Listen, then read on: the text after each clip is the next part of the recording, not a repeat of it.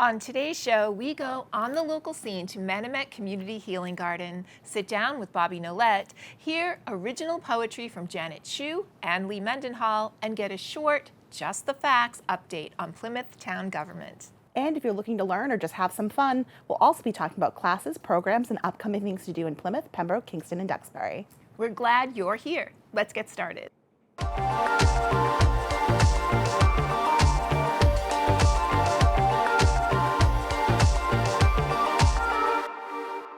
Neighbors who come together, solve problems, create community, and a better way of life. We went on the local scene in Plymouth to learn about the Manomet Community Healing Garden.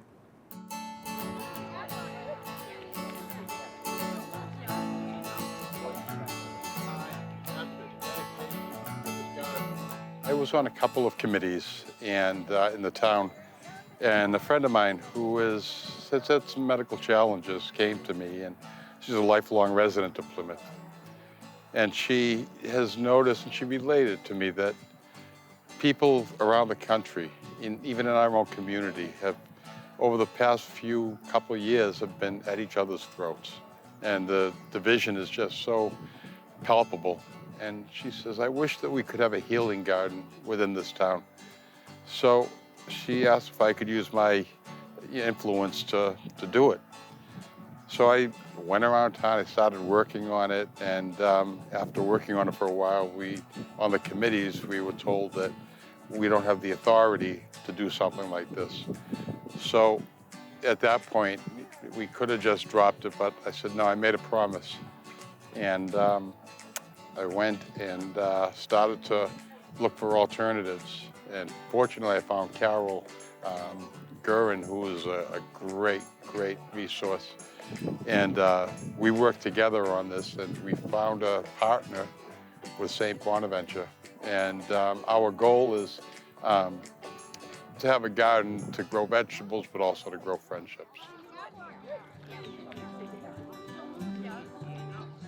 Bill Arienti approached me approximately 2.5 years ago at the Plymouth Public Library, at the main library. We started a fruit orchard and raised beds. And Bill told me about this idea that he had with another person from Manomet about creating a healing garden for the village to bring people together, a place that it could be peaceful and people could garden together of all ages, of all economical status, of all abilities, to bring people back together because during COVID, people seem to go to such extremes and separate. And so the idea is to have a healing garden, a place where people can get together and spend time together and create food for the community in the food pantries.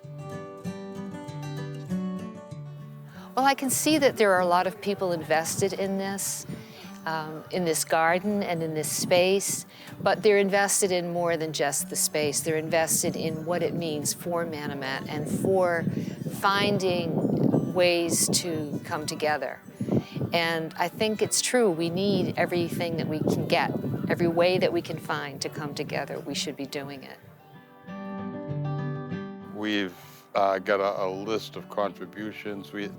All these beds were donated and built right here by Matt Sheridan, the house builder, and the underground water service that goes to every bed was put in by McKay Plumbing and Rick Clayton. And the Home Depot was great with us, and a bunch of other businesses in the community have been really great. And the people, they've been reaching out. Once they saw it on Facebook, they've been coming, and our membership is up to around 60 people, and it's all within Manomet. So, and some people don't even want a garden. They just love the idea of having something like this.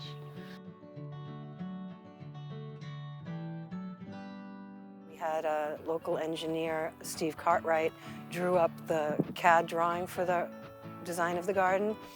And then we adjusted all the details on that. Originally, we were going to do the garden at the Symes house.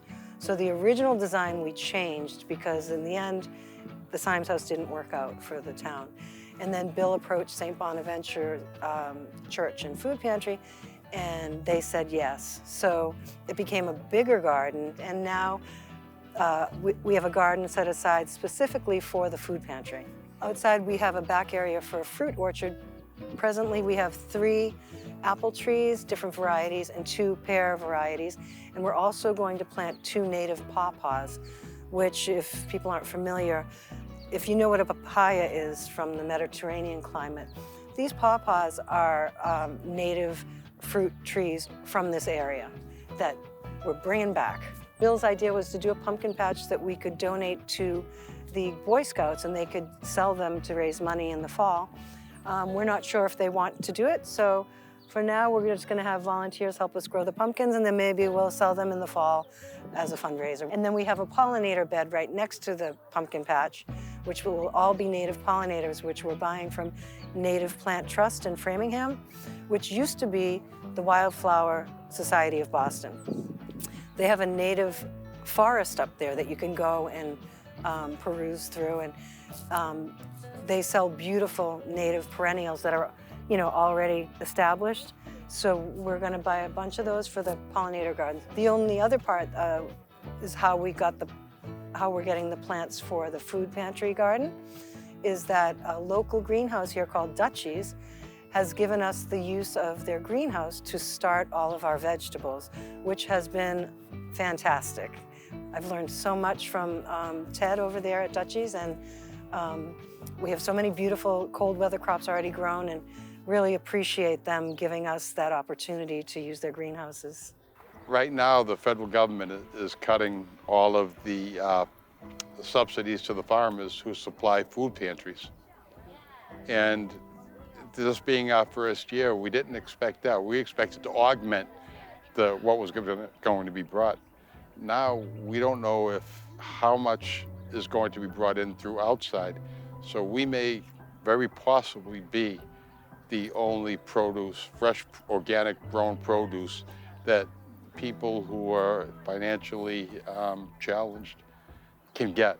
So I believe right now we're going to be vital to the community. I want this to be the beginning. Not just the garden, we want to expand the garden. Next year, if everything goes right, we're looking to put at least two hydroponic towers here, so we could really excel at the rate of giving the food pantries their vegetables. But what we want is people, once they start working together and journey making friends, we want to start, the association wants to start a civic association. So you don't have to, gardening is just separate, but people will get together. We have ham and bean dinners, have spaghetti dinners, have nights out, have, weekends that we go, have an outing or something like that. Something that bring people together. That's all we're trying to do. The Commonwealth of Massachusetts House of Representatives, be it hereby known to all that the Massachusetts House of Representatives offers its sincerest congratulations to the Manomet Community Garden in recognition of its role in fostering community connections, promoting sustainable living. Our hopes for this project is that it's a space where the community can come together, of all ages and all, backgrounds, and work together cooperatively and enjoy the earth and nature and create a sustainable food system, and also to provide food for food insecure people, like people at the food pantry or people who need food, and also just a place where people can bring their children and pick an apple when the trees are ready in a couple of years, and get back to community and get back to sustaining the earth and being stewards of the earth. I feel that poems that are occasional, in other words, poems that are written for specific events, are often the equivalent of a blessing on the event or on the moment. And I feel strongly that poetry does actually contribute that kind of grace to a moment. Not that I contribute the grace, but the poem contributes the grace, whether it's mine or something from Gerard Manley Hopkins or whoever it is. It's a way of adding a grace note to an already good thing. Spirit of blessings, I feel like it's already a blessed place. A blessing for Manomet Community Garden. Here, when we break this earth open, we begin to heal. With each seed we sow the food of common ground. Greens, tomatoes, and pumpkins, here small miracles will rise. What else do we sow? What else will we harvest? Bless this communion with one another and the earth. As sun works with rain and nature, twins with nurture, let us count each dirt-caked hand a blessing.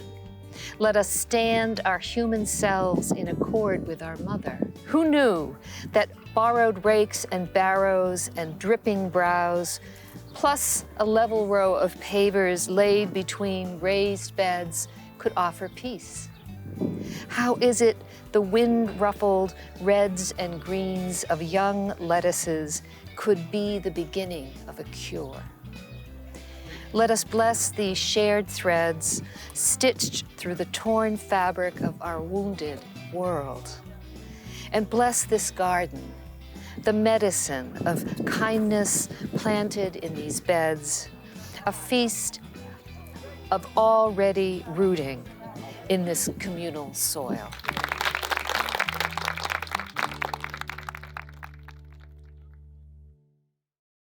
Abigail Adams was America's first Second Lady. On Monday, June 30th, visit the Phalo Meeting Room at the Plymouth Public Library for a talk about her important contributions to the development of the United States from Abigail Adams. In an hour-long performance, actress Cheryl Fay will embody this important woman in our history, making the past come alive in an immersive, hour-long, entertaining and educational program, walking through aspects of her life story and her accomplishments. Historical Woman, Abigail Adams, will start at 3 p.m. and is perfect for kids ages 5 and up.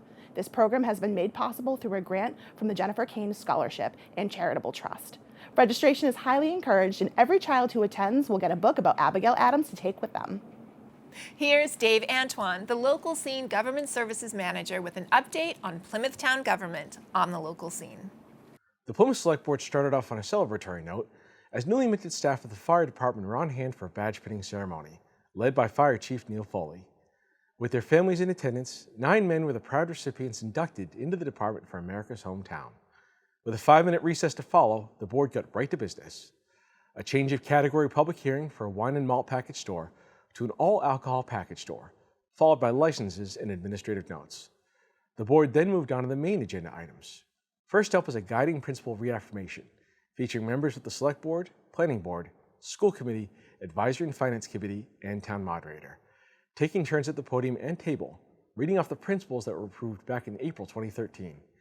Said principles, according to Selectman Bill Cohan, are about how an official would conduct themselves in an elected or appointed position. These principles are about the officials staying true to their commitment that they have to one another and to the town in a civil manner. The other agenda item featured the Inspectional Services Department with Director Jason Silva at the podium, discussing periodic inspections of multifamily buildings. The presentation began with the department's mission statement and its aspects. The presentation looked at their invaluable work in relation to the safety of the town. Lastly, public comment inspired some passionate discussion from the residents, with even a few past members of the Select Board. A recurring topic was in relation to the upcoming Town Hall and the Road Series, in which the Select Board will be holding meetings at a different site once a month into September. This topic was born out of the May 27th meeting, leading to somewhat considerable deliberation amongst the board. This has been your Plymouth Government Update on the local scene.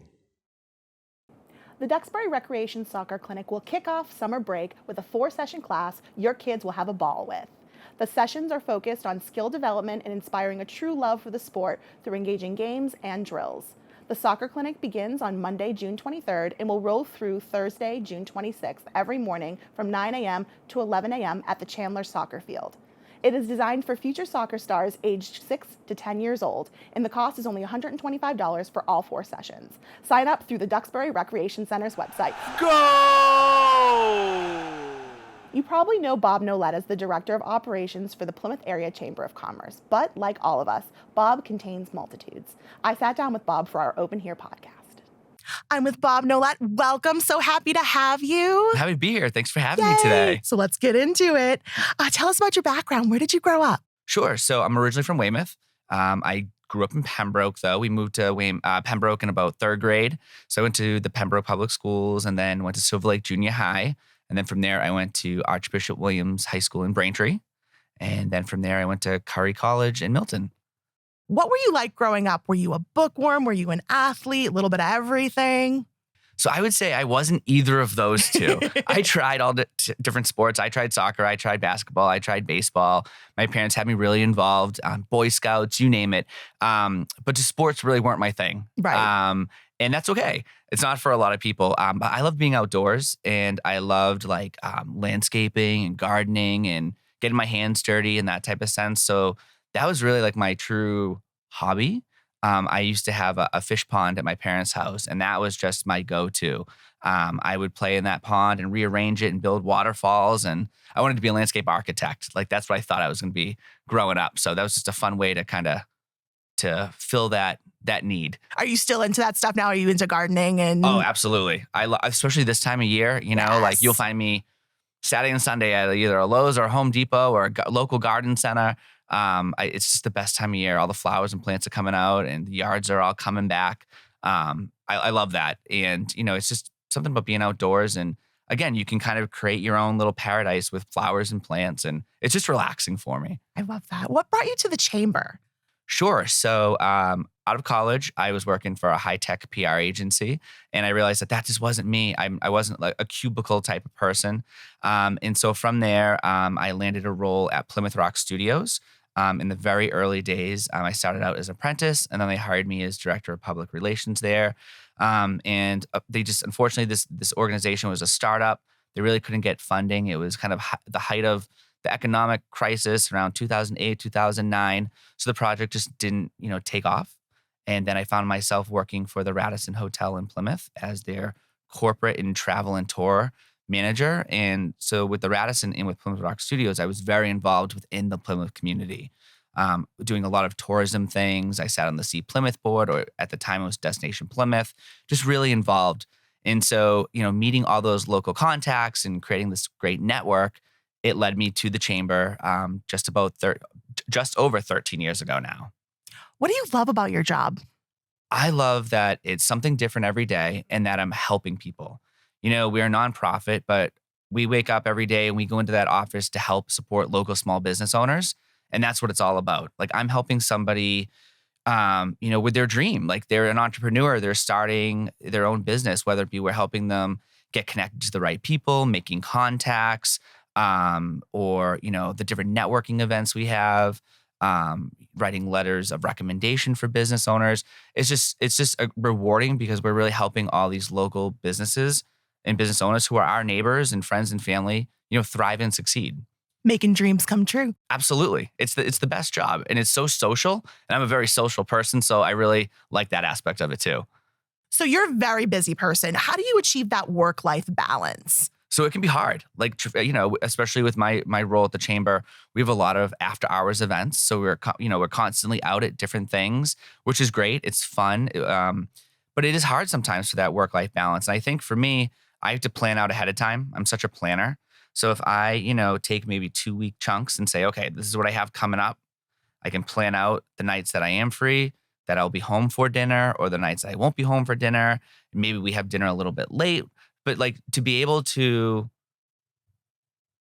it's the hardest part, I think, of the job, is to be able to have that balance. But I think the way I do it is by planning out in advance. And that allows me to have that work-life balance, if that makes sense. It does make sense. And that's such an important component to having a very well-balanced life. Absolutely. You can't let any one thing kind of take over your life, whether it be a job or a part-time job or something else. You need to make sure you have time for yourself, your family, your friends, and your job. It all kind of has to work together. And that looks different for everybody.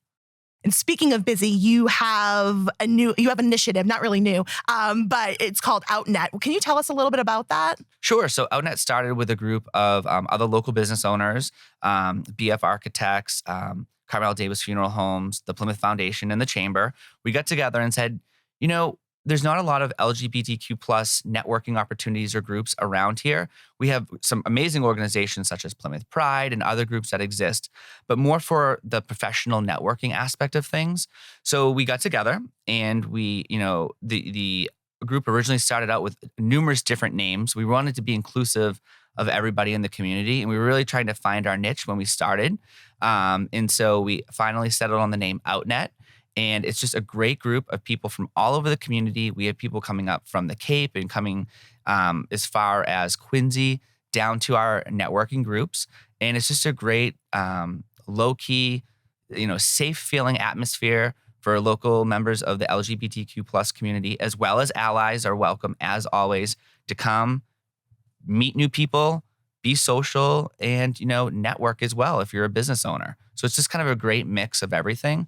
And we're really proud that, it started in 2023 and it's thriving. And each meeting we have, or event, I should say, it's not really a meeting, is growing bigger and bigger. We're having upwards of 40, 45 people attending now. So it's great to see. And it's a group effort, and I'm just proud to be a part of it. Why is it important to bring LGBTQ plus professionals together? How are they like an economic driver?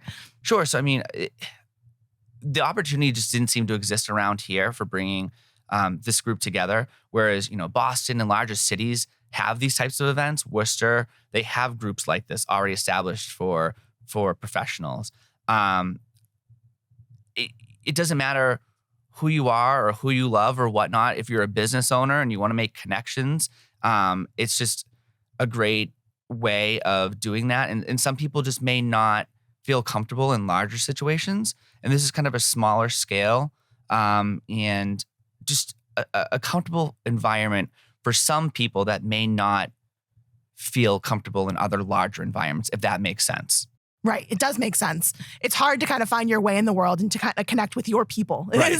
Absolutely. People, that just maybe understand what you're going through.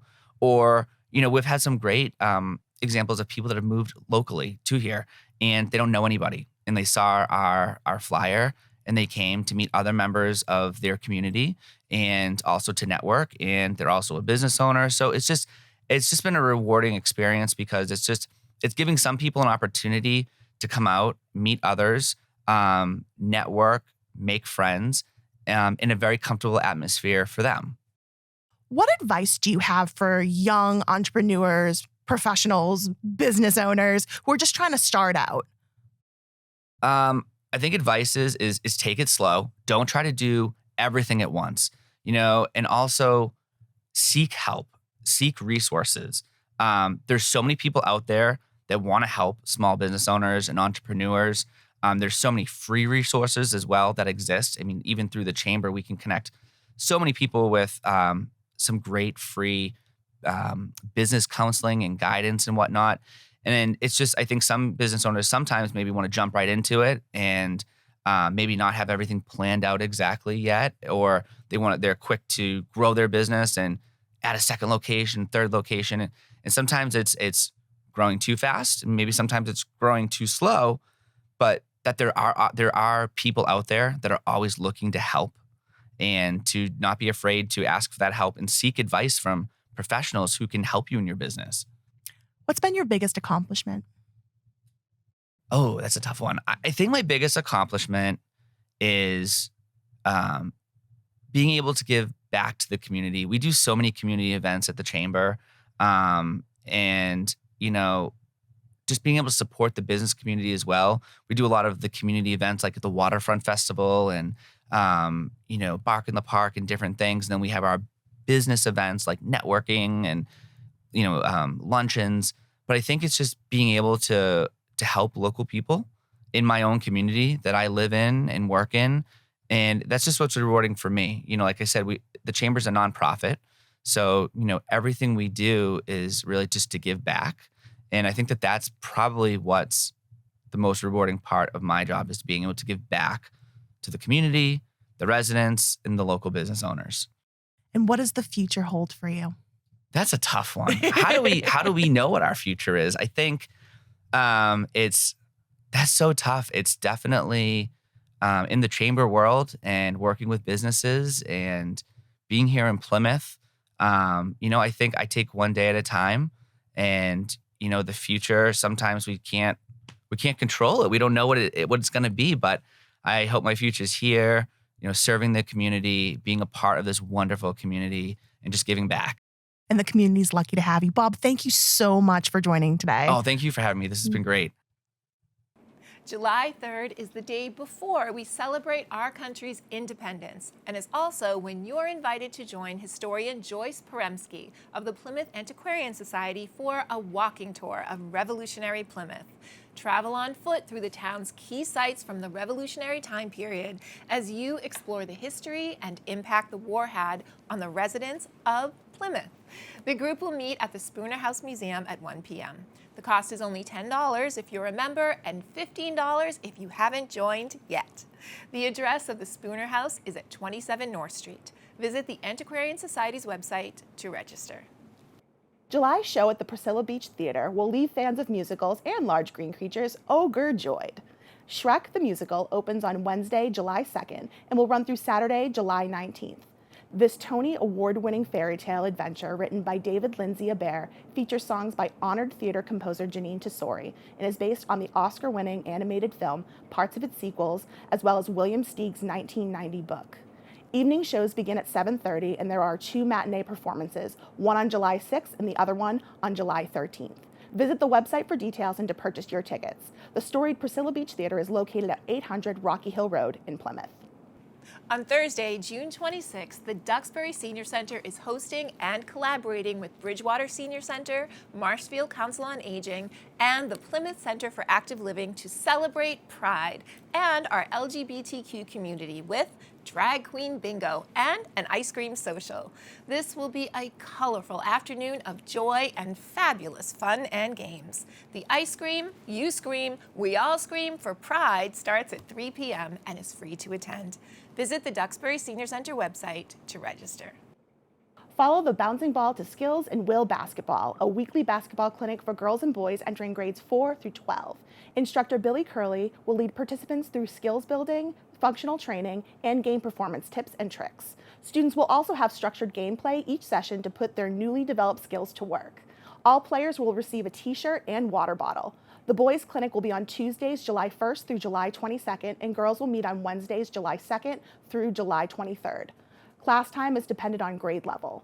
Both boys and girls classes grades 4 to 5 will be from 4 p.m. to 5:15. Grades 6 to 8 will meet 5:15 to 6:30, and grades 9 through 12 from 6:30 p.m. to 8 o'clock p.m. Skills and Will Basketball will be held at the Alden Gym. Sign up through the Duxbury Recreation Department's website. Chief Brian Holmes of the Kingston Police Department is a committed public servant who strives to maintain the safety and well-being of the community he has pledged to serve.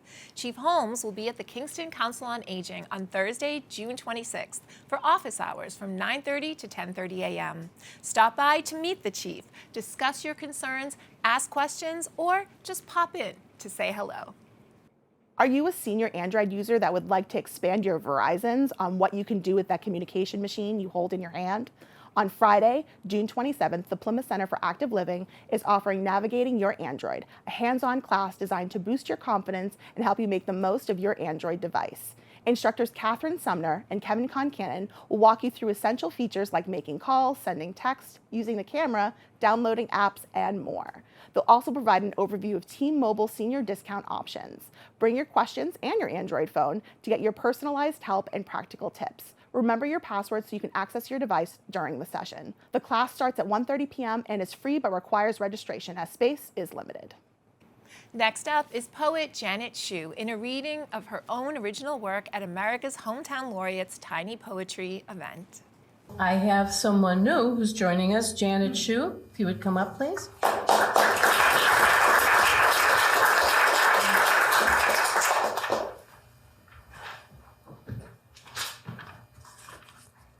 So I wanted to say thank you. My son has autism, and yes, I won't talk about politics.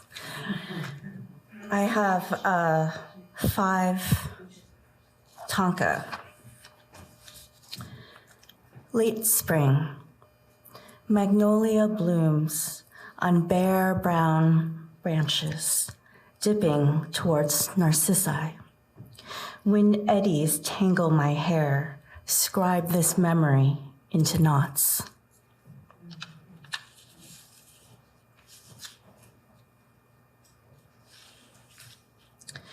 Composition. Pebbles sing descant to foam-capped breakers, singing rhythmic melody. Kneeling, I pluck a sharp note, place it in my jean pocket.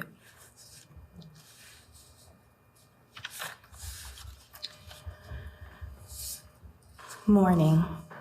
Still cloudless expanse, floats the setting gibbous moon. Sudden puff of wind paints pointless leaves on glass while I continue driving.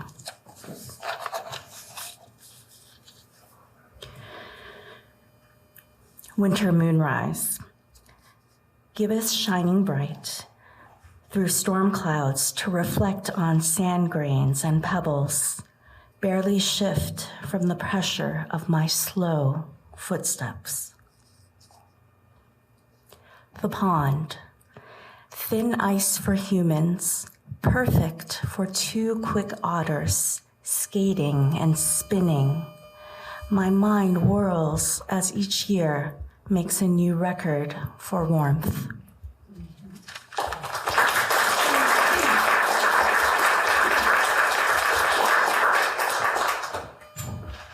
Thank you, Janet. We hope to hear more from you in the future.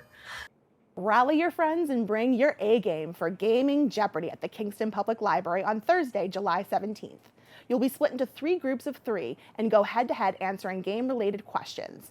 The top team wins a prize. Head to the teen room at 5 p.m. for this gathering of gamers gaming about games. Registration for this hour-long event will open up on June 17th. Visit the library's website to sign up. At a visual inverse event at the Plymouth Center for the Arts, Lee Mendenhall read the original work of Mark Walsh. Hey everyone, my name is Mark Walsh. It's not actually Mark Walsh. This photograph, Winter Owl, is by Bonnie Tate, who I met when I walked in the door today. And she saw my name tag and she said, "Oh, I'm so grateful that Mark asked you to read his poem about this." And later Miriam said, "Yep, Mark said that he asked you to read the poem." Mark didn't ask me. But I'll take that up with him later. I'm happy to do this for Mark, who is a good friend of mine. It's a beautiful photograph, Winter Owl, and Mark's poem is named "The Occasion for This Art." O for owl, O for outrageous, O for the O-shaped face that frames observant eyes and omnifying beak. Alone, perched in the open private of a winter's hunt, balanced on brambles as if all life is a dare, black-yellow glare, aware of all motion and the powerful lens that stares back. How many hunters to a gray field? How many eyes on how much prey? Be thankful those black-yellow eyes look through you. O is for owl, O is for other, O is for the opaque eye that snares that obelisk. The occasion for this art.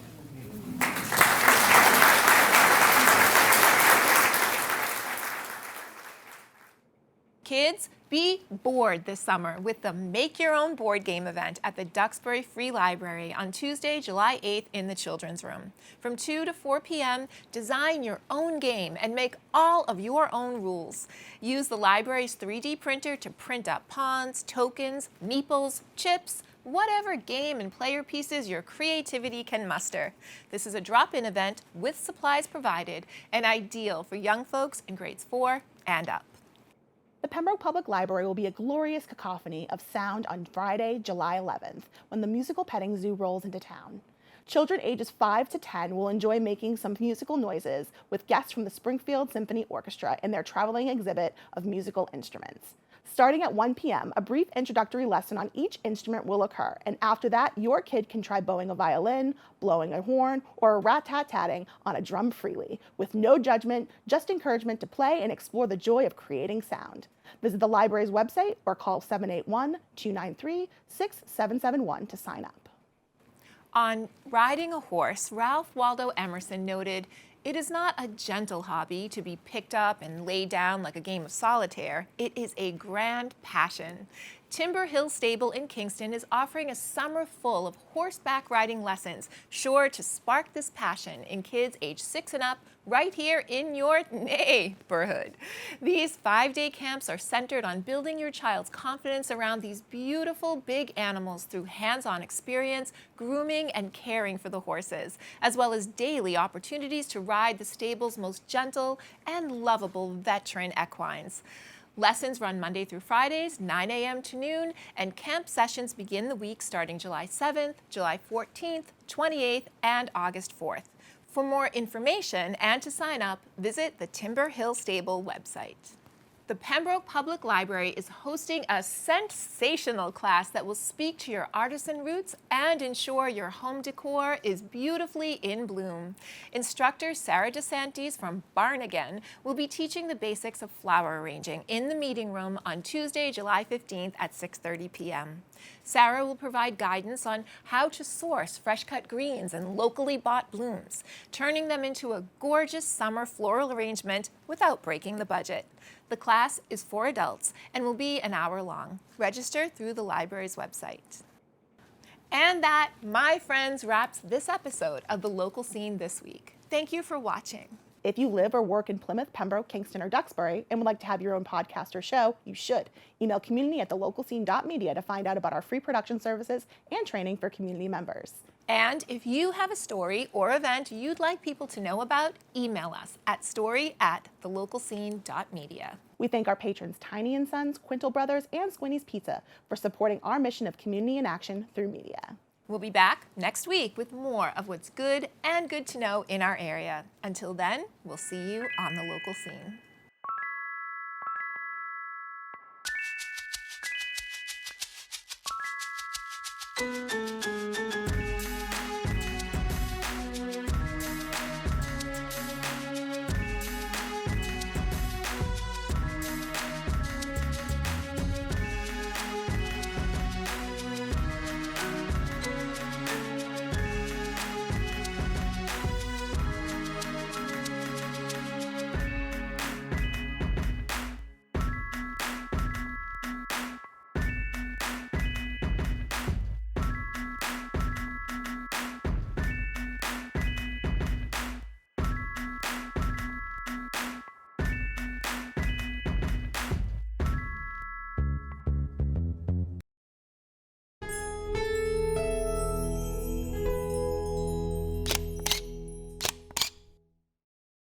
Hello, friend.